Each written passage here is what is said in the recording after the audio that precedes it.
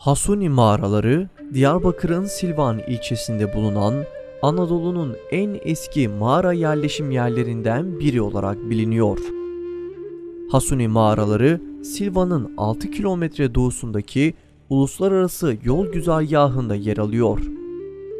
Albat Dağı'nın güney eteklerindeki Hasuni Vadisi'nde kurulmuş olan antik şehir, Silvan Ovası'na hakim bir noktada bulunuyor.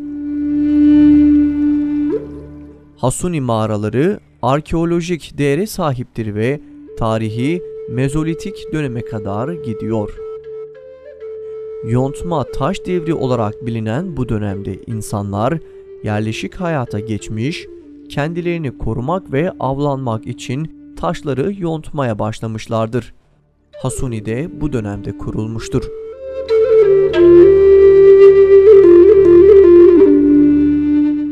Kaya şehrinin en zirve noktasındaysa uzun bir taş merdivenle çıkılan ve adak yeri olarak kullanıldığı tahmin edilen küçük bir alan bulunuyor.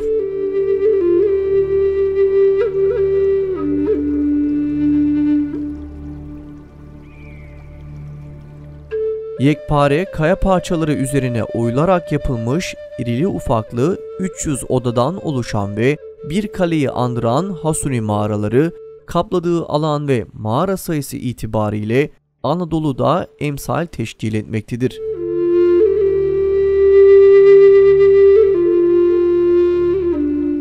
Bir kaya kilisesi olmak üzere iki kiliseye sahip olan Hasuni mağaraları koridorlarla birbirine bağlıdır.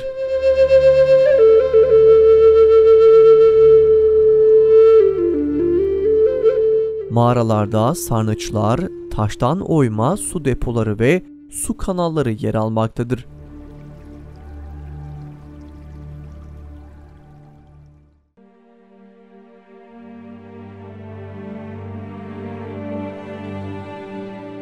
Kayalara oyularak yapılan ve birkaç bölümden oluşan Hasuni Kaya Kilisesi, Anadolu'daki en eski mabetlerden biridir. Tepesi huni şeklindeki 4 katlı kaya kilisesinin yanında eğitim amaçlı kullanıldığı düşünülen bölümün içinde mini bir amfiye benzeyen 5 basamaklı merdiven vardır.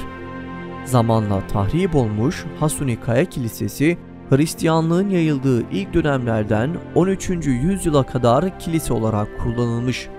Antik Hasuni Kaya Kilisesi'nin bütün duvarlarında kayaların kazınmasıyla duvar delikleri ve kulplar yapılmıştır. Ayrıca kapı üstlerinde ve pencere kenarlarına kazınmış farklı kabartmalar da bulunmaktadır.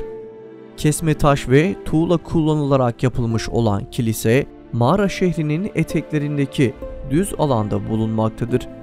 Kimler tarafından yapıldığı bilinmeyen kilisenin yapım tarihi kesin olmamakla birlikte 13. yüzyılı olarak kabul edilmektedir. Yapımında Silvan yöresine özgü renkli kesme taşlar kullanılmıştır. Devasa kaya parçaları oyularak apartman şeklinde yapılmış mağaralardan oluşan Hasuni'nin görüntüsü oldukça ilgi çekiyor. Bölgeye gelen yerli ve yabancı turistler de kaya merdivenler, taş döşeme yollar, kaya kilisesi ve bu tarihi yapıları fotoğraflıyor.